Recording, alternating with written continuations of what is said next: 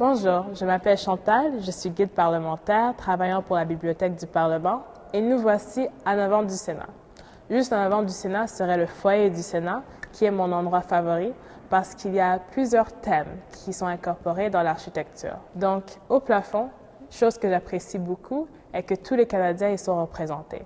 Alors, les écus des provinces qui faisaient partie du Canada jusqu'en 1920 y sont représentés. À l'addition de ceci, il y a aussi certains emblèmes. Et ces emblèmes sont un peu plus traditionnels. Donc, par exemple, la rose des Tudors représentant l'Angleterre. Mais il y a aussi des emblèmes un peu plus canadiens, donc la feuille d'érable, par exemple. Mais vous allez aussi remarquer qu'il y a certains mots. Ce ne sont pas nécessairement des mots, mais plutôt des noms. Et ce sont les noms des présidents du Sénat qui ont siégé avant 1920.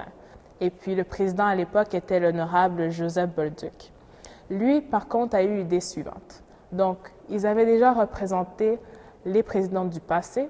Le président de l'époque, en 1920, M. Bolduc, était aussi représenté au plafond. Mais qu'en était-il des futurs présidents? Donc, M. Bolduc a proposé qu'on ajoute un mot qui représenterait la suite des futurs présidents. Ce mot a été choisi de façon très minutieuse, alors après analyse plus approfondie. C'est un mot très simple, très explicite, et c'est le mot « quelqu'un ».